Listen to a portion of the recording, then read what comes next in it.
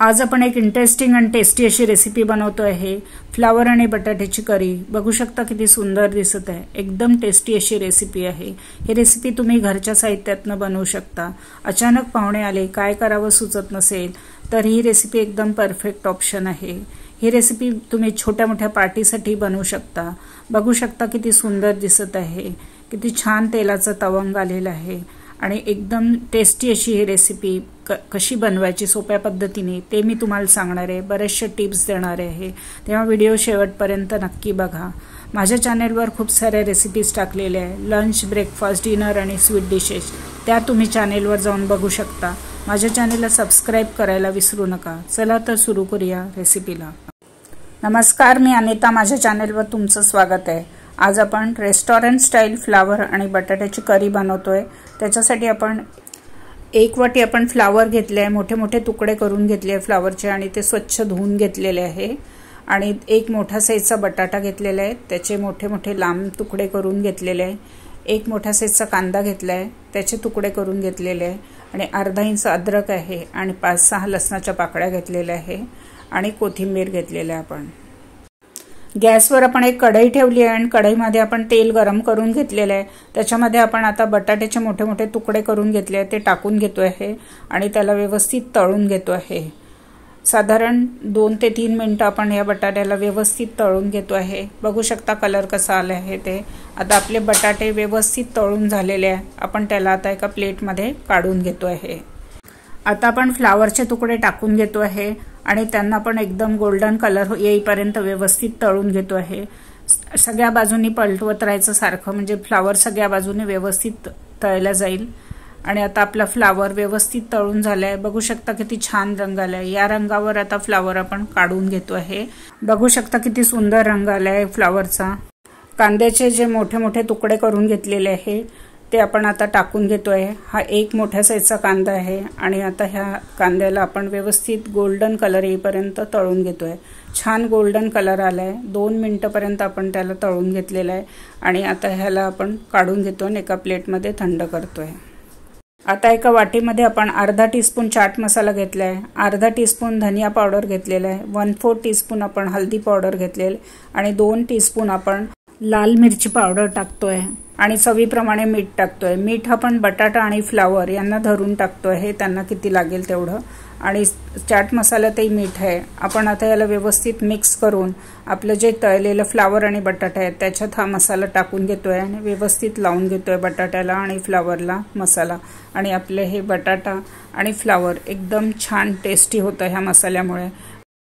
आता आपण भाजीसाठी मसाला तयार करतोय। त्याच्यासाठी आपण जो कांदा तळून घेतलाय तो थंड झालेला आहे आणि तो एका मिक्सरच्या भांड्यामध्ये आपण टाकून घेतो आहे आणि त्याच्यामध्ये आपण अर्धा इंच अद्रक आणि 5-6 लसणाच्या पाकळ्या टाकतो आहे आणि डेसिकेटेड कोकोनट आपण 1 टेबलस्पून टाकून घेतो आहे। इथे तुम्ही दुसरं सुकं खोबरं किंवा ओलं खोबऱ्याचे वापर करू शकता। याला आपण आता मिक्सरमधनं बारीक करून घेतोय। एकदम छान स्मूथ अशी पेस्ट आपण करून घेतलेली आहे। बघू शकता किती छान पेस्ट झालेली आहे। आपला हा भाजीसाठी मसाला तयार झालेला आहे। 3 मीडियम साईजच्या टोमॅटोला मधनं स्लिट मारून घेतलेली आहे आणि त्याला एका भांड्यामध्ये आपण छान बॉईल करून घेतलेले आहे। बघू शकता किती छान बॉईल झालेले। 5 ते 6 मिनिटं आपण त्याला गॅसवर बॉईल करून घेतलेले आहे आणि आता ते थंड करून घेतलेले आपण आणि त्याची बाहेरची साल आहे ते आता आपण एका प्लेटमध्ये ठेवून काढून घेतो आहे। एकदम इझिली निघतं ते साल। बघू शकता कशा पद्धतीने आपण ते साल काढून घेतो आहे आणि अशाच प्रकारे आपण सगळ्या टोमॅटोचे साल काढून घेतले आहे आणि त्याला आता आपण एका मिक्सरमधनं व्यवस्थित फिरवून घेतोय। एकदम छान स्मूथ पेस्ट करून घेतलेली आहे टोमॅटोची आपण आणि आता ही पेस्ट आपण गाळून घेतो आहे। आता एका भांड्यामध्ये आपण गाळणी ठेवून घेतली आणि त्याच्यामध्ये हा टोमॅटोचा पेस्ट आपण टाकून घेतोय आणि त्याला व्यवस्थित गाळून घेतोय। वरचा जाडसर पोर्शन आपण बाजूला करतोय। आपली स्मूथ टोमॅटोची पेस्ट तयार झालेली आहे। गॅसवर एक कढई गरम करायला ठेवलेली आपण त्याच्यामध्ये 5 टेबलस्पून तेल टाकतोय। तेल आपण जे तळ्याला वापरलेलं आहे तेच तेल आपण इथे वापरतोय।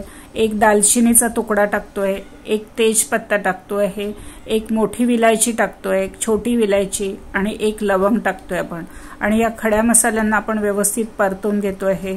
आपण जी कांदा अद्रक लसूण खोबऱ्याची पेस्ट केली आहे ती आपण पूर्ण पेस्ट याच्यात टाकून घेतो आहे आणि तेलामध्ये कमी गॅसवर आपण याला व्यवस्थित शिजवून घेतो आहे।